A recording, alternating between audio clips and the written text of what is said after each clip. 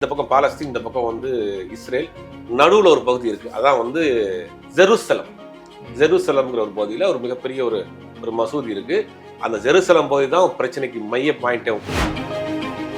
Iran வந்து இஸ்ரேலில் வந்து 24 மணி சாம்பலாக்க முடியும். ஒரு 40-50 வருஷமா அது யுத்தத்தை பார்த்து பழகிய மக்கள் நாளைக்கு இருப்போமா போவோமான்னு தெரியாது. அவன் சொல்றான் கிட்டத்தட்ட 30 வருட பழமையான ட்ரோன் மிசைல்ஸ் தான் நாங்கள் யூஸ் பண்ணிட்டு இருக்கிறோம். லேட்டஸ்ட் வெர்ஷன்லாம் உள்ள இருக்கு. 1500 கிலோமீட்டருக்கு அப்பால் இங்கிருந்து ஆப்ரேட் பண்றான். அவங்க நாட்டுக்குள்ள போய் அடிக்கல, அவன் ஈரான்ல இருந்து அடிக்கிறாங்க. அவன் இடத்துல இருந்து உட்காந்து ஆப்ரேட் பண்ணிட்டு இருக்கான். மிகப்பெரிய கட்டமைப்பு உள்ள நாடு, உலகத்தின் மிகப்பெரிய உளவு அமைப்பு வச்சிருக்க நாடு.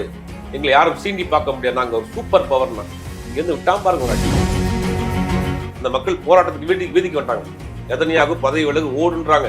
எங்களுக்கு நிம்மதி வேணும், போர் வேண்டாங்கிறாங்க. யுத்தத்தில் கொல்லப்படுவதில் உண்மைகளும் அப்பாவி மக்களும் தான். பக்கத்துல குண்டு விடுகுது, திரும்பி பாக்குறாங்க, புகை எரியுது, அப்படி ஆஃப் ஆயிருக்கு. அடுத்து ஒரு 10 நிமிஷத்துல லைவ் ஆரம்பிச்சாங்க. வெப்சைட்ல போடுறோம், இந்த மாதிரி நாங்க இன்னைக்கு நைட்டு 10 மணிக்கு குறிப்பிட்ட ஜனத்தை தாக்க சொல்லி அடி பண்றாங்க, சொல்லி அடிக்கிறான். அதாவது இஸ்ரேலுங்கிற ஒரு பிம்பத்தை வந்து சுக்குநூறா உடைச்சிட்டான். இது வந்து 3ஆம் உலக போரா கண்விட்டார் வாய்ப்பு. அறுவை சிகிச்சையில் கத்தி என்பது வரலாறு, ரோபோட்டிக் சர்ஜரி என்பது இன்றைய கூறு. தங்கம் புற்றுநோய் சிகிச்சை மையம், நாமக்கல் மற்றும் கான்பூர். சார் வணக்கம். வணக்கம்.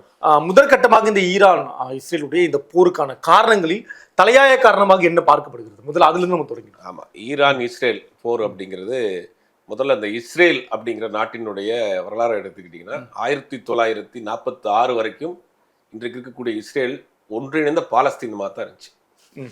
பாலஸ்தீனம்ங்கிற ஒரு நாடாக தான் இருக்கு. அதுக்கு கிட்டத்தட்ட ஒரு 20ஆம் நூற்றாண்டுல இருந்து அது வந்து பாலஸ்தீனமாக தான் இருக்கு. அதுக்கு ஒரு பெரிய வரலாறு இருக்கு, அது ஆதாரம் இருக்கு. இன்னைக்கு போய் பார்த்தா தேடி பார்த்தா நிறைய இடங்கள்ல இருக்கு. 2046 வரைக்கும் அது ஒருங்கிணைந்த பாலஸ்தீனமாக தான் இருக்கு.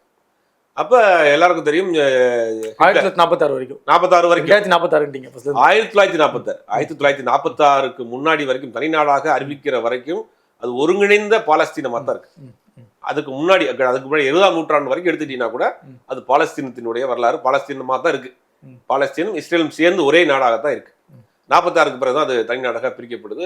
அது நடக்குது. அதுக்கு நீங்க சொல்றது ஒரே நிலமாக இருக்கு. ஒரே நிலம், இப்பயும் ஒரே நிலம் தான். நாடாக பிரிக்கப்பட்டது. நாடாக பிரிக்கப்பட்டு 46க்கு பிறகுதான் அது பிரிட்டிஷ் சில முயற்சிகளை பண்ணி பிரிக்கிறாங்க. ஏன்னா உலகம் முழுவதும் பிரிட்டிஷ் தான் ஆட்சி பண்ணிட்டு இருந்துச்சு. அப்போ அந்த பகுதிக்கு பிரிட்டிஷ் தான் இருந்துச்சு. அதை பிரிக்கிறாங்க. கிட்டத்தட்ட 50 வருஷம் ஆக போகுதுன்னு வச்சுங்க. 46 49 வருஷம் 50 வருஷம் ஆக போகுது. 50 வருஷத்துக்குள்ளதான் இஸ்ரேலுங்கிற ஒரு நாடே உருவாயிருக்கு. அதுக்கு முன்னாடி அது பாலஸ்தீனம் தான். இது நம்ம தெளிவாக சொல்லிடலாம். இதுதான் வரலாறு, இதுதான் உண்மை. அப்ப ஹிட்லர் வந்து என்ன பண்றாருன்னா யூதர்களை வந்து அழித்தொழிக்கிறார். அந்த வரலாறு தெரியும். அப்ப அந்த மக்கள் வந்து பல நாடுகளுக்கு செதறி ஓடுறாங்க. 2ஆம் உலக போர்ல ஹிட்லர் பண்ணக்கூடிய அந்த இன அழிப்பை வந்து பல நாடுகளுக்கு யூதர்கள் வந்து புலம்பெயர்ந்து அகதியிலாக போறாங்க. அப்போ ஒரு குழு வந்து ஒரு கப்பல்ல வந்து இறங்கிய இடம்தான் பல நாடுகளில் யூதர்களை அலோவ் பண்ணல. அதான் உண்மை. பல நாடுகளுக்கு அவங்க வந்து தஞ்சம் அடைய போறாங்க. இதனால ஹிட்லர் அவர் சொல்றாங்களே, இவங்க வந்து ஒரு இந்த நாடை எங்கே உங்களை விட்டீங்கனாலுமே அந்த நாட்டை வந்து முழுசு ஆக்கிரமிப்பு பண்ணிடுவாங்க. நான் இன்னைக்கு இந்த யூத இனக்களை அழிச்சு ஒழிக்கிறேன். இவங்க ஒரு சிறு பிரிவாக இருந்தாலும் பின்னாடி இவங்க பெரிய ஆயுதம், பெரிய ஒரு குழுவா மாறிடுவாங்க. நான் சொல்றதை அன்னைக்கு முன்னாடி எழுதி வச்சிருக்கேன்னு ஹிட்லர் பேசியிருக்காரு. பெரிய கணிப்புல தீர்க்க தரிசனம். ஆமா, ஹிட்லர் பேசினது. இவர்கள் ஒரு சிறு குழுவாக இருந்தா கூட அது மிகப்பெரிய ஆபத்து. அப்படி இவங்களை ஒட்டுமொத்தமாக அழிக்கணும்னு தான் ஹிட்லர் அழிச்சார். அழித்தது வந்து ஒரு இஸ்லாமியர் கிடையாது. அழித்தது வந்து ஹிட்லருங்கிற ஒரு கிறிஸ்தவர் தான் அழிச்சார். அழிச்சு என்ன பண்றாரு, அதுல ஒரு குழு என்ன பண்றாங்க, பல நாடுகளுக்கு வந்து தப்பிச்சு போறாங்க. அதுல ஒரு குழு வந்து ஒரு கப்பல்ல போய் இறங்கிய இடம் தான் அன்னைக்கு பாலஸ்தீனம். இன்னைக்கு செழிப்புமான ஒரு நாடாக இருக்கு.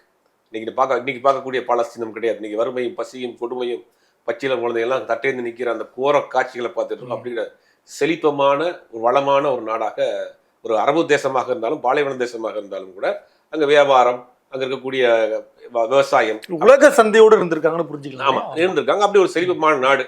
இவர் ஒரு கப்பல்ல போய் இறங்குறாங்க. அவர்களுக்கு அந்த நாட்டில் அவர்களுக்கு அடைக்கலம் கொடுக்குறாங்க. அப்போ ஒரு குழுவாக அவங்க வாழ ஆரம்பிக்கிறாங்க. கொஞ்சம் கொஞ்சமா அந்த பகுதி வந்து விரிவடையுது. ஒரு குறிப்பிட்ட ஏரியாவிலே அப்படி அப்படி விரிஞ்சு போறாங்க. அப்புறம் ஒரு காலகட்டங்களில் தனிநாடு அப்படிங்கிற ஒரு முழக்கத்தை ஏற்கிறாங்க. அது எங்களுக்கு வேணும் அப்படின்னு கேட்குறாங்க. அதுக்கு ஒரு காரணங்கள் சொல்றாங்க. ஒரு 1000 வருடத்துக்கு முன்னால் எங்களுடைய கடவுள் வந்து பைபிள்ல அவருடைய அந்த இதுல சொல்லியிருக்கிறாரு, வேதங்கள்ல சொல்லியிருக்கிறாரு, அது இந்த பூமி தான் எங்களுடைய பூமின்னு இருக்கு அப்படின்னு ஒரு அதை தூக்கிட்டு வர்றாங்க. பாருங்க எப்படி பாருங்க, உலகத்துல பாவப்பட்டு அடைக்கலம் கொடுத்த ஒரு நாட்டுல இவங்க வந்து எங்க வேத நூல்ல இருக்கு, இது வந்து இந்த பூமி தான் வந்து எங்களுடைய ஹோலி லேண்ட் அப்படின்றாங்க. புனிதமான இடம். அதனால நாங்க எங்களுக்கான ஒரு நாடுங்கிறது இதை உருவாக்கி இருக்காங்க. இது எங்கள் புனித நூல்ல இருக்கு அப்படின்னு அவர் வந்து அதை வந்து டிக்ளேர் பண்றாங்க. உருவாக்கப்பட்ட வேதம். ஆமா, உருவாக்கப்பட்டாங்களா, அது அவங்களுடைய நம்பிக்கையை நம்ம என்னைக்குமே வந்து குறைச்சி மதிப்பிடக்கூடாது. அப்ப அதை வந்து அவங்க சொல்றாங்க. இதுக்கு வரலாற்று ரீதியான ஆதாரமோ சாட்சிகளோ கிடையாது. வேத நூல்ன்றனால நம்ம முடிஞ்சு போச்சே, நம்பிக்கையாகி விமர்சனம் பண்ண முடியாது. அப்ப எங்களுடைய இடம்ங்கிறாங்க. அது ஒரு பெரிய வரலாற்று ரீதியான ஒரு பிரச்சனையா போகுது. அப்புறம் ஐநா சபையில வாக்கெடுப்பு நடத்தப்படுது. பிரிட்டிஷ் அரசாங்கம் வந்து இதை வந்து இவங்களுக்கு வாங்கி கொடுக்குது. இஸ்ரேலுங்கிற ஒரு நாடு உதயமாகுது 1946 உதயமானோடனே இந்த பக்கம் பாலஸ்தீன், இந்த பக்கம் வந்து இஸ்ரேல், நடுவில் ஒரு பகுதி இருக்கு. அதான் வந்து ஜெருசலம்ங்கிற ஒரு பகுதியில் ஒரு மிகப்பெரிய ஒரு மசூதி இருக்கு. அந்த ஜெருசலம் பகுதி தான் பிரச்சனைக்கு மைய பாயிண்டே. என்னன்னா, கிறிஸ்தவர்கள் அதை ஒரு புனித இடமா சொல்றாங்க, இஸ்லாமியர்கள் அதை ஒரு புனித இடமா சொல்றாங்க ஜெருசலத்தை. இங்க இருக்கக்கூடிய யூதர்கள் அதை ஒரு புதிய இடமா சொல்றாங்க, புனித இடமா சொல்றாங்க. அப்ப 3 பேருக்கும் ஒரு புனித இடமானோடனே உலக அரங்குல விவாதம் நடத்தி அது ஒரு வந்து சர்வதேச இடமாகறாங்க, இன்டர்நேஷனல் பிளேஸ் அதை ஆக்கிறாங்க. நீங்க புனித இடம் சொல்லக்கூடிய அந்த கோட்பாட்டுக்கு பின்னாடி தாங்கள் வழிபடக்கூடிய உரிமையோட அதை அணுகுறாங்க இல்லையா? ஆமா, உரிமையான இடம். அந்த இடம் எங்களுக்கு ஒரு புனிதமான இடம், எங்களுடைய புனித தலங்கள்ல அதுவும் 3 முக்கியமான இடம்ன்ற 3 பேருமே கிளைம் பண்றாங்க. கிறிஸ்தவர்கள் கிளைம் பண்றாங்க, இஸ்லாமியர்கள் கிளைம் பண்றாங்க, யூதர்கள் கிளைம் பண்றாங்க. இப்ப அது ஒரு பிரச்சனையாகுது. இது யார் அதை மீட்டெடுப்பது, யார் அந்த இடத்துல இது பண்றதுங்கிறது ஒரு பிரச்சனை விவாதம் போது அந்த சர்வதேச அரங்கில் அதை வந்து ஒரு காமன் பிளேஸ் ஆக்கிறாங்க, இன்டர்நேஷனல் பிளேஸ் யாரும் போறாங்க மாதிரி ஒரு ஆக்கிறாங்க. அதுல இருந்து இவர்கள் தொடர்ந்து பிரச்சனை போகுது. இப்போ இந்த யூதர்களை பொறுத்த வரைக்கும், யூதர்கள் வந்து இப்போ கிறிஸ்தவர்களோ இஸ்லாமியர்களோ மற்ற இந்துக்களோ யாரா இருந்தாலும் வந்து ஒரு மதமா சொல்லுவாங்க. யூதர்கள் தங்கள் இனமா சொல்றாங்க, நாங்கள் ஒரு இனக்குழுக்கள். இப்போ நீங்க கிறிஸ்டியனா அவரை கன்வெர்ட் ஆகிறீங்கன்னா கிறிஸ்டின் ஆயிருவீங்க, முஸ்லீமா கன்வெர்ட் ஆகிறீங்கன்னா முஸ்லீம் ஆயிருவீங்க, ஹிந்துவா கன்வெர்ட் ஆனா ஹிந்துவா கன்வெர்ட் ஆயிருவீங்க. ஆனா அவர்களை பொறுத்த வரைக்கும் நீங்க யூதர்களா கன்வெர்ட் ஆனா யூதர்களாக மாறியவர்கள் தான், யூதர்கள் கிடையாது. அது ரொம்ப நோட்டீஸ் பண்ணணும். அவங்க வந்து நாங்கள் ஒரு தனி பிறவி, நாங்கள் ஒரு தனி இனம், நாங்கள் ஒரு தனி குழு அப்படிங்கிறாங்க. குறைந்த அளவில் தான் உலகம் முழுவதும் யூதர்கள் இருக்காங்க. ஆனால் இன்னைக்கு உலகத்தை அவர்கள் தான் கையில் வச்சிருக்கிறாங்க. ஒட்டுமொத்த உலகத்தையும் தன்னுடைய ஆளுமை இல்லை, எல்லாமே வியாபாரம், தொழில், அரசியல், ஆளுமை எல்லாமே அவர்கள் கண்ட்ரோலில் தான் வச்சிருக்கிறாங்க. அப்படி ஒரு நாடாக உருவாயிருச்சு. இது தொடர்ந்து ஈரானுக்கு, இந்த பாலஸ்தீனுக்கும் இதுக்கும் தொடர்ந்து ஒரு பிரச்சனை போயிட்டு இருக்கு. பல நாடுகள் வந்து இஸ்ரேலை கண்டித்து இருக்கிறது, இன்க்ளூடிங் இந்தியா. வாஜ்பாய் வந்து இஸ்ரேலை கண்டிச்சிருக்கிறார். சாரி, வாஜ்பாய் வந்து இஸ்ரேலை வந்து கண்டிச்சிருக்கிறாரு. ஆக்கிரமிப்பில் விட்டு வெளியேறுங்கள், அந்த வீடியோ யூடியூப்ல இருக்கு. பாகிஸ்தான் இஸ்ரேலை வாஜ்பாய் கண்டிச்சிருக்கிறார், ஆக்கிரமிப்பு பண்றீங்க, நீங்க நாட்டை விட்டு வெளியேறுங்க. வாஜ்பாயும் கண்டித்திருக்கிறாரு. அதற்கு முன்னாடி இந்திரா காந்தி என்ன பண்றாங்க, யாசர் அரஃபாத், பாலஸ்தீனத்தினுடைய தலைவராக இருந்த விடுதலை போரின் தலைவராக யாசர் அரஃபாத் வந்து மிக நெருக்கமாக இந்தியா பாலஸ்தீன மக்களுக்கு ஒரு நட்பு நாடாக, ஆதரவு நாடாக இருந்துச்சு எப்ப வாஜ்பாய் காலம் வரைக்கும். அதற்கு பிறகு இஸ்ரேலை வந்து முழுவதுமாக மேற்கிந்திய நாடுகளுடைய சப்போர்ட்டா இருக்கு. இப்போ இந்த யுத்தம் நடக்குது இல்லையா, இப்போ ஈரானை பொறுத்த வரைக்கும், ஈரானுங்கிறது தமிழ்நாட்டு அளவு உள்ள ஒரு நாடு தான். கிட்டத்தட்ட மொத்த மக்கள் தொகை கிட்டத்தட்ட ஒரு 9 கோடி இருக்கும், அவ்வளவுதான் வச்சுங்களேன். இப்போ இஸ்ரேலை அவர்கள் நினைத்தா 24 மணி நேரத்தில் இஸ்ரேல் அவர்களால் சாம்பலாக்கி விட முடியும். ஈரான் வந்து இஸ்ரேலை வந்து 24 மணி சாம்பலாக்கி விட முடியும். ஏன்னா அவரு சின்ன நாடு. இவர்கள் எல்லாம் ஆயுதத்தை வந்து மூலதனமா எடுத்துட்டு போறாங்க. ஈரானியர்கள் வந்து தன் உயிரை மூலதனமா எடுத்துட்டு போறாங்க. ஒரு 40-50 வருஷமா யுத்தத்தை பார்த்து பழகிய மக்கள் நாளைக்கு இருப்போமா போவோமான்னு தெரியாது. அப்படி தன் உயிரை வந்து ஆயுதமாக கொண்டு போறவனுக்கு எந்த அளவு வேலை செய்வான்? 1500 கிலோமீட்டர் எங்கிறது, ஈரான்ல இருந்து இஸ்ரேலுக்கு 1500 கிலோமீட்டர். ஒரு 4 நாடுகள் வான்வெளியை தாண்டி போய் அவன் போட்டு வர்றான். ட்ரோனை வந்து மிசைலை கொண்டு போய் போட்டு வர்றான். அவன் சொல்றான், கிட்டத்தட்ட 30 வருட பழமையான ட்ரோன் மிசைல்ஸ் தான் நாங்கள் யூஸ் பண்ணிட்டு இருக்கிறோம், லேட்டஸ்ட் வெர்ஷன்லாம் உள்ள இருக்குன்றான். நீங்க உலக நாடுகள் அரண்டு போயிருக்கு. தேவையில்லாத இடத்தில் சீண்டி விட்டதின் விளைவு அவனுக்கு அமைதியா இருந்தான். நீ அவன் நாட்டில் வந்து அணுதாய வச்சிருக்க, நீ வந்து அவனுக்கு சப்போர்ட் பண்ற, இவனுக்கு சப்போர்ட் பண்ற அப்படின்னு சொல்லி தேவையில்லாம அவனை போய் சீண்டி விட்டது. அவன் உண்மையிலே எடுத்து தெரிய ஆரம்பிச்சிட்டான். 1500 கிலோமீட்டருக்கு அப்பால் இங்கிருந்து ஆப்ரேட் பண்றான். அங்க நாட்டுக்குள்ள போய் அடிக்கல. இந்த போரை எங்க நடந்துட்டு தெரியுமா உங்களுக்கு? அவன் ஈரான்ல இருந்து அடிக்கிறாங்க, அவன் இடத்துல இருந்து உட்காந்துட்டு ஆப்ரேட் பண்ணிட்டு இருக்கான். 1500 கிலோமீட்டர். இப்ப இங்க இருந்து நம்ம கொல்கத்தா, டெல்லி அளவுக்கு அங்க வரைக்கும் விடுறான். இங்க இருந்து சென்னையில இருந்து குறிபார்த்து அவன் எவ்வளவு டெக்னாலஜியா இருப்பான். உலகத்தின் மிகப்பெரிய உளவு நிறுவனமான மொசாத்தினுடைய தலைமையில தான் அடிச்சுட்டான். என்னுடைய வான்வெளிக்குள் சிறு காக்கா குருவி கூட பறக்க முடியாது, என் வான்வெளிக்குள் வந்து நீங்க யாரும் நுழைய முடியாது. உலகத்தின் மிகப்பெரிய பாதுகாப்பான நாடு, மிகப்பெரிய கட்டமைப்பு உள்ள நாடு, உலகத்தின் மிகப்பெரிய உளவு அமைப்பு வச்சிருக்கிற நாடு, எங்களை யாரும் சீண்டி பார்க்க முடியாது, நாங்கள் ஒரு சூப்பர் பவர்னா இங்கேருந்து விட்டான் பாருங்க ஒரு அடி அடிச்சு இன்னைக்கு தரம் அந்த இருக்கு ஈரான் இஸ்ரேலிய மக்கள் வந்து ப்ளீஸ் ஸ்டாப் த வார் அப்படின்னு கதறாங்க. வீடியோ பார்த்தீங்களா? அந்த மக்கள் வாரை விரும்பல, போரை விரும்பல, வேண்டாங்கிறாங்க. ஏன்னா அங்கெல்லாம் லக்ஸூரியா வாழ்ந்த மக்கள் இன்னைக்கு பதுங்கு குழியிலையும் கையில பெட்டி எடுத்துக்கிட்டு ஓடிட்டு இருக்காங்க ரோட்ல. டெல்லவிலுடைய ஏர்போர்ட் முழுவதுமாக சேர்ந்து போய் கிடக்கு. அங்க இருக்கக்கூடிய மொசாத்தினுடைய அலுவலகத்தை தீ வச்சிருக்காங்க. அப்ப ஈரான் முழுவதும் இஸ்ரேல் முழுவதுமே இன்னைக்கு ஒரு பெரிய ஒரு பேரழிவை சந்திச்சிருக்கிறது மாற்று கருத்து கிடையாது. ஒரு சூப்பர் பவர் உலகத்தின் மிகப்பெரிய வல்லரசின் கை கண்ட்ரோல்ல வச்சிருக்கிறோம். எனக்கு பின்னாடி ஒரு பெரிய வெஸ்டர்ன் கண்ட்ரிஸ்லாம் பின்னாடி இருக்கு அப்படின்னு சொன்னவொடனே யாரும் எதிர்பார்க்காத இடத்துல இருந்து இங்க இருந்து விட்டு அடிச்சு இன்னைக்கு ஒரு பெரிய ஒரு சேதத்தை உண்டு பண்ணியிருக்காங்க. இது என்ன செய்யறது, இது எப்படி நிப்பாட்டணும் அப்படின்னு தெரியல. பேச்சுவார்த்தைக்கு வரமாட்டேங்கிறோம். பேச்சுவார்த்தைக்கு கூப்பிட்டாலுமே நான் வரமாட்டோம். இந்த போரை தொடங்கியது நீ, முடிக்க வேண்டியதுதான் சொல்றான். இதெல்லாம் இந்த போரை நீ தான் தொடங்கி வச்ச, நான் கூப்பிடல, நீ அடிச்சுட்ட. ஆனா இதை வந்து நிப்பாட்டனா வேணாம நான் முடிவு பண்ண, நீ கூப்பிடாது. எனக்கு இழப்பது கொண்டு கிடையாது. ஒரு மனுஷனை நீங்க சொகுசா வாழ்ந்தவனை வந்து நீங்க அடிச்சீங்கன்னா அவங்க வீடு போயிடும், வாசல் போயிடும். அவன் தான் உயிரை துச்சமா வந்து நிக்கிறானே களத்துல. உயிர் தான் எனக்கு ஆயுதம், என்ன உயிர் தானே போனா போயிட்டு போகுது. அதுக்கு எவ்வளவு நாள் அடி வாங்கிட்டு இருக்குது அப்படிங்கிறது என் தேவையில்லாம என்னுடைய நாட்டுக்குள்ள நீ வர்ற ஆயுத போடுற அப்படிங்கிற ஒரு விஷயத்த பண்றாங்க. இப்போ அந்த வார் வந்து 3ஆம் உலக வாருக்கு போய் விட்டுருமோங்கிற ஒரு அச்சம் ஏற்பட்டிருக்கு. ஏன்னா எதன் அடிப்படையில் இல்ல, இது வந்து எப்படின்னா பின்னாடி முழுவதுமாக சீனா இருக்கு. சீனா ஈரானுக்கு பின்னாடி மறைமுகமாகவும் நேரடியாகவும் இருக்கு. ரஷ்யா ஓப்பனாவே இருக்கு. இல்ல ஆனா உண்மையா அணு ஆயுதம் அணு தயாரிப்பு உண்டா ஈரான்? அது இருக்கா என்னங்கிறது ஆதாரப்பூர்வமாக தெரியல. ஆனா ஒரு ஒரு பலமான ஆயுதங்கள் இருக்காங்க. இல்லைன்னா இவ்வளவு தூரம் அட்வான்ஸ்டா வந்து 1500 கிலோமீட்டர் தாண்டி போய் போற அளவுக்கு உருவாக்கி இருக்க முடியாது. அவங்க தரப்புல இருந்து கூட அப்படி வந்தது உண்மைதான். நாங்க அதை தகத்தெரிஞ்சிட்டோம் தரப்பு அவங்க தரப்புல இல்லை. இன்டர்நேஷனல் செய்தி நிறுவனங்கள் போடக்கூடிய வீடியோக்களே பாக்குறோமே, அத ஒட்டுமொத்த மீடியாக்களும் அந்த யூதர்கள் கையில தான் இருக்கு உலகம் முழுவதும். அதையும் மீறி வரக்கூடிய காட்சிகள் நீங்க புரிஞ்சுக்கணும். CNN இருக்கட்டும், பிபிசியா இருக்கட்டும், ஐபிசியா இருக்கட்டும், சிஎன்பிசியா இருக்கட்டும், எல்லா இடம் எடுத்துங்க, எல்லாமே அவன் தான் கண்ட்ரோல் வச்சிருக்கான். கையை விட்டு போயிடுச்சு இல்லையா? அதை மீறி இவங்க வந்து அங்க ஒரு சட்டமே போட்டிருக்காங்க. இஸ்ரேலை பொறுத்த வரைக்கும் சமூக ஊடகங்கள்ல பதிவு போடாதீங்கன்னு. உள்ளுக்குள்ள நாட்டுக்குள்ள அந்த மக்கள் போராட்டத்துக்கு வீதிக்கு வந்துட்டாங்க. நெதன்யாகு பதவி விலகு ஓடுன்றாங்க. எங்களுக்கு நிம்மதி வேணும், போர் வேண்டாங்கிறாங்க. ஆனா வந்து நெதன்யாகு வந்து தான் மேல உள்ள இமேஜை காப்பாத்திக்கிறதுக்காக நீங்க போற கையில் எடுத்துட்டாரு. அது கையில் எடுத்த இடம் தவறான இடமா போச்சு. அவன் நிப்பாட்டவே மாட்டேங்கிறான். இன்னைக்கு உலக நாடு வல்லரசு நாடுங்கிற அமெரிக்கா கூப்பிடுறான் பேச்சுவார்த்தைக்கு, வரமாட்டேன்றான். நீ என்ன பேச்சுவார்த்தைக்கு பெரிய என்னாச்சு இயல்பாவே இல்லையா? நீ கூப்பிடாதன்றான். போற நீ தான் தொடங்கின, முடிக்கிறது நான் முடிவு பண்ணிக்கிறேன் எப்ப.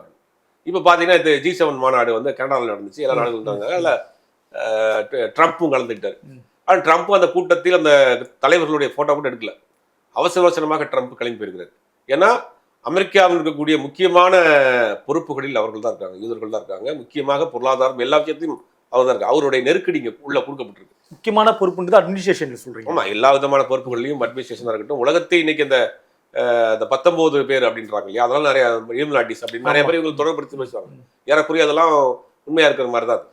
அப்ப அது நெருக்கடி கொடுக்குறாங்க. எப்படியா அந்த போரை நிப்பாட்டுங்க, அங்க மக்கள் செத்துக்கிட்டு இருக்காங்க, கொத்து அலறாங்க, நிப்பாட்டுங்கன்னு அமெரிக்காவுக்கு ஒரு அழுத்தம் கொடுக்குது. அந்த ஒரு சூப்பர் பவர் ஒன்று இருக்கு இல்லையா, ஆளுமை மிக்க அந்த பவர் வந்து எப்படியா நிப்பாட்டுங்க. ஆனால் நிலைமை இப்போ கை மீறி போயிடுச்சு. இந்த பக்கம் சைனா சப்போர்ட் பண்ணுது, இந்த பக்கம் ரஷ்யா சப்போர்ட் பண்ணுது. அதே மாதிரி ஒரு காலகட்டத்துக்கு பிறகு சுற்றி இருக்கிற நாடுகளும் ஈரானை சுற்றி இருக்கக்கூடிய மற்ற மிடில் ஈஸ்ட் நாடுகளும் வந்து ஒரு வழிக்கு கை கொடுக்க ஆரம்பிச்சிட்டாங்கன்னா நிலைமை ரொம்ப மோசம். இஸ்லாமிய நாடுகள் பட்டியல்படுத்த இஸ்லாமிய நாடுகள் வந்து சில நாடுகள் வந்து அமெரிக்கா சப்போர்ட் தான். அமெரிக்காவினுடைய கைப்பாகையாக தான் இஸ்லாமிய நாடுகள் இருக்கு. குறிப்பாக சவுதியா இருக்கட்டும், பாகிஸ்தானா இருக்கட்டும், முழுவதுமாக அமெரிக்காவை சார்ந்து தான் அவங்க வாழ்ந்துட்டு இருக்காங்க. அமெரிக்காவை மீறி அவர்களால் எதுவும் செய்ய முடியாது. இப்போ நீங்க வந்து அப்படி இஸ்லாமிய நாடுகள் ஒற்றுமையா இருக்குங்கிறதுலாம் கிடையாது. அது வந்து அவர்களை பொறுத்தவரை பொருளாதாரம் சார்ந்து பெட்ரோல் சார்ந்து, அவங்களுக்கு வியாபாரம் சார்ந்து, எல்லாமே இந்த வியாபாரத்தினுடைய துவக்கம் தான். அப்போ வந்து அவர்களை வந்து விட்டு கொடுக்க மாட்டாங்க. அதையும் மீறி சைனா ஃபுல்லாக சப்போர்ட் பண்ணுறாங்க. நீங்கள் உலகத்தின் மிகப்பெரிய வல்லரசு நாடு சைனா வந்து ஈரானுக்கு சப்போர்ட் பண்ணுறான். ரஷ்யா சப்போர்ட் பண்ணுது, ரஷ்யா சப்போர்ட் பண்ணுது. ஒரு சில நாடுகள், ஜப்பான் போன்ற நாடுகள் நடுநிலையா இருக்கு. இந்தியா போன்ற நாடுகள் வந்து நடுநிலையா இருக்கு. போர் வேண்டாங்கிற நிலைமையா இருக்கு. இவர்களாம் என்ன முடிவு எடுக்க போறாங்கன்னு தெரியல. அப்ப G7 இருக்கக்கூடிய நாடுகளா இருக்கட்டும், இந்த வெஸ்டர்ன் கண்ட்ரி வெஸ்டர்ன் யூனியன்ல இருக்கக்கூடிய, ஐரோப்பிய யூனியன்ல இருக்கக்கூடிய நாடுகளா இருக்கட்டும், இதெல்லாம் வந்து இன்னைக்கு வந்து இஸ்ரேலுக்கு காப்பாற்றணும், இஸ்ரேலை மீட்டெடுக்கணும். அப்ப இன்னைக்கு உயிர் போகுது அப்படின்னு கதறாங்க. அப்ப கிட்டத்தட்ட ஒரு 50 வரலாறு இன்னைக்கு அங்க வந்து திரும்பி வந்துட்டு இருக்குன்றதான் பார்க்க வேண்டியது இருக்கு. இது உண்மையிலேயே யுத்தத்தில் கொல்லப்படுவதில் உண்மைகளும் அப்பாவி மக்களும் தான். ஏற்கனவே நம்ம பேசியிருந்தோம். யுத்தங்களில் கொல்லப்படுவது வந்து அப்பாவி மக்கள், அவங்களுக்கு ஒண்ணுமே தெரியாது, போர்னா என்னன்னு தெரியாது. அந்த அப்பாவி மக்களும் உண்மைகளும் தான் யுத்தத்தில் கொல்லப்படுது. யுத்தத்தை மீடியாக்களும் அதிகார வர்க்கமும் தான் கட்டமைக்கிறாங்க. இது எப்படி நடந்திருக்கு? இத்தனை மீடியாக்களும் இஸ்ரேலினுடைய கைப்பாவையாக இருக்கக்கூடிய மீடியாக்களை மீறி இன்னைக்கு வந்து அவர்கள் வந்து இன்னைக்கு வந்து வெளியில செய்திகள் வர ஆரம்பிச்சு. நேற்று ஒரு செய்தி பார்த்திருப்போம். ஈரான்ல இருக்கக்கூடிய ஒரு தொலைக்காட்சி நிலையம், ஒரு பெண் செய்தியாளர் வாசிக்கிறாங்க, பின்னாடி குண்டு விழுகிறது, நம்ம பக்கத்துல பட்டாசு போடுற மாதிரி திரும்பி பார்த்துட்டு அவங்க போயிடுறாங்க. மன வலிமையை சொல்றேன், மன வலிமைக்கு எடுத்துக்காட்டாக அந்த ஒரு காட்சி. அப்ப எந்த அளவுக்கு அவர்கள் இந்த யுத்தத்தினால் பார்த்து பழகிருக்காங்க. தன் செய்தி வாசிச்சுட்டு இருக்காங்க ஒரு நியூஸ் ஸ்டுடியோல, பக்கத்துல குண்டு விழுகுது, திரும்பி பார்க்குறாங்க, புகை எரியுது, அப்படி ஆஃப் ஆயிருது. அடுத்த ஒரு 10 நிமிஷத்துல லைவ் ஆரம்பிச்சிட்டாங்க. சிதைக்கப்பட்ட அந்த டெலிவிஷன் ஸ்டேஷனை ஒரு 10 நிமிஷத்துல அவங்க புனரமைச்சிட்டாங்க. அப்ப ஆல்ரெடி இன்னொரு வேண்டாங்க ரெடியா இருக்கு, தகவல் போட்டு தயார் நிலையில வச்சிருக்காங்க. இதை நீ காலி பண்ணிட்டு அடுத்த 10 நிமிஷத்துல ஆன் பண்ணிட்டான். அப்ப எல்லாவற்றிற்கும் அவங்க தயாரா வந்திருக்காங்க அப்படிங்கிறதான் பார்க்க வேண்டியது இருக்கு. ஒரு பெண் செய்தியாளர் வந்து எவ்வளவு மன வலிமையா இருக்காங்க. தனக்கு பின்னாடி ஒரு குண்டு விழுகுது, அந்த பில்டிங் நாசமா போகுது அப்படிங்கிறப்ப அதை கூட அவங்க பெருசா ஒரு இதா இருக்கும், ஒரு சாதாரண ஒரு பட்டாசு சத்தம் கேட்குற மாதிரி திரும்பி பார்த்துட்டு போயிட்டு இருக்காங்க. அப்போ அந்த அளவுக்கு அவர்கள் வந்து இந்த போரையும் சரி, இந்த யுத்தத்தையும் சரி, இந்த வலியும் வேதனையும் பார்த்து பார்த்து பார்த்து மறத்து போய் என்ன செஞ்சிருவேன், உயிர் தானே கடைசியா என்ன போகும், ஒரு உயிர் தானே அப்படிங்கிற ஒரு அந்த நிலைமையில வந்து இன்னைக்கு அவங்க போர்ல இறங்கி இருக்கிறாங்க. இன்னைக்கு பாத்தீங்கன்னா பல ஜோர்டான் போன்ற பல நாடுகள் அவருக்கு ஆதரவா, சில இஸ்லாமிய நாடுகள் ஆதரவாகவும் இருக்கிறாங்க, வரவேற்கிறாங்க, பாலஸ்தீன மக்கள் கொண்டாடுறாங்க. அந்த வான வீதியில் அந்த ட்ரோன் இரவு நேரங்களில் நைட் ஆச்சுனாலே அதை வந்து சொல்லிட்டு அடிக்கிறான், இன்னைக்கு வந்து வெளியில வராதிங்க, நாங்கள் இந்த இடத்த தாக்க போறோம் அப்படின்னு முதல் நாளே அன்னைக்கு நைட்டு 10 மணிக்கு அடிக்கிறாங்கன்னா 8 மணிக்கு ட்வீட் போட்டு விட்டாங்க. ஈரானுடைய அஃபீஷியலான அவங்களுடைய வெப்சைட்ல போடுறான், இந்த மாதிரி நாங்கள் இன்னைக்கு நைட்டு 10 மணிக்கு குறிப்பிட்ட இந்த இடத்த தாக்க சொல்லி அடி பண்றாங்க, சொல்லி அடிக்கிறான். அதாவது இஸ்ரேலுங்கிற ஒரு பிம்பத்தை வந்து சுக்குநூறா உடைச்சிட்டான். எனக்கு வந்து நான் பெரிய பவர், வான்வெளிக்குள்ள எங்களை கேட்காம ஒரு ஈக்காக்கா கூட நுழைய முடியாது, மொசாத் தான் வந்து உலகத்தின் மிகப்பெரிய உளவு அமைப்பு, அப்படி இப்படின்னு இருந்தான். நம்பப்பட்டு ஒரு பிம்பத்தை உருவாக்கி வச்சிருந்தான். அதாவது என்ன சொன்னானுங்கன்னா கதைகள்லாம், ஏதாவது ஒரு தாக்குதல் நடத்துறதுக்கு ஏதாவது ஒரு ஆயுதம் உள்ள வந்துச்சுன்னா அது பாதியிலேயே மறைச்சு வந்து நாங்கள் காலி பண்ணிடுறோம். அந்த அளவுக்கு ஒரு 50 கிலோமீட்டருக்கு முன்னாடி அதை வந்து சிதைச்சிருவோம். அந்த அளவுக்கு நாங்கள் ஃபுல் பவர் இருக்கோம், ஒரு ஃபுல் செக்யூர்டான ஒரு கண்ட்ரி அப்படிங்கிற ஒரு பிம்பத்தை முதல்ல உடைச்சிருக்காங்க. அப்ப இந்த உலகத்தில் வீழ்த்த முடியாதவர்கள் யாரும் கிடையாது, அது வரலாறுல இருக்கு அப்படிங்கிறது மீண்டும் வந்து நிரூபிச்சிருக்காங்க. இதில் என்னன்னா, அந்த யூத மக்களாக இருக்கட்டும், இங்க இருக்கக்கூடிய ஈரானிய மக்களாக இருக்கட்டும், அப்பாவி பொதுமக்கள் தான் பாதிக்கிறாங்க. போர் வருகிற பொழுது அவர்களுடைய ஒரு தலைமுறையே போயிடும், ஒரு தலைமுறையினுடைய கல்வி, அவனுடைய எல்லாமே போயிடும். யுத்தம் பாதிக்கப்பட்டவர்களுடைய உடல்நிலை பாதிக்கப்படும், கல்வி போயிடும், அவர் வாழ்வாதாரமே போயிடும். இப்போ பாலஸ்தீனத்தை பொறுத்தவரை கிட்டத்தட்ட ஒரு 50 ஆண்டு காலமாக அவர்களுடைய வாழ்வியல் வந்து இன்னைக்கு தூங்கி எந்திரிச்சா தான் உயிர் இருக்கும். யோசிச்சு பாருங்க, இன்னைக்கு படுத்துருக்குறோம், காலை எந்திரிச்சோம்னா அந்த காலை எந்திரிச்சிட்டு திருப்பி படுத்தா தான் நம்ம உயிர் நிச்சயம். ஒரு பக்கம் யுத்தம், ஒரு பக்கம் வறுமை, ஒரு பக்கம் பசி, செல்வ செழிப்புமாக இருந்த நாடு அடைக்கலம் கொடுத்ததுக்கு வந்த விளைவு, அவன் வந்து பழைய ரெக்கார்டை தூக்கிட்டு வர்றான், எங்களுக்கு தான் சொந்தம், பட்டா எங்கள்கிட்ட தான் இருக்குன்றான் அப்படிங்கிறது வந்து இது ஒரு அநியாயம் தான். இது நியாயமாக பேசக்கூடியவர்கள், சிந்திக்கக்கூடியவர்கள் இதை வந்து 2 தரப்பையும் இந்த பிரச்சனையை முதல்ல முடிக்கணும். ஏன்னா இது வளர்ந்துக்கிட்டே போனோம்னா நீங்கள் சொன்ன மாதிரி அப்பாவி மக்கள் தான் பாதிக்கப்படுவாங்க. இது வந்து 3ஆம் உலக போரா கண்விட்டாறதுக்கு வாய்ப்பு இருக்கு அப்படிங்கிறது எல்லாருடைய வருத்தமும் வேதனையும் கூட. யுத்தத்தை யாரும் வரவேற்க கூடாது. யுத்தம்ங்கிறது ரொம்ப ஒரு மோசமான ஒரு விஷயம். அது சீக்கிரம் முடிவெடுப்பாங்கன்னு நினைக்கிறேன். ரொம்ப நன்றி. அறுவை சிகிச்சையில் கத்தை என்பது வரலாறு, ரோபோட்டிக் சர்ஜரி என்பது இன்றைய கூறு. தங்கம் புற்றுநோய் சிகிச்சை மையம், நாமக்கல் மற்றும் கான்பூர்.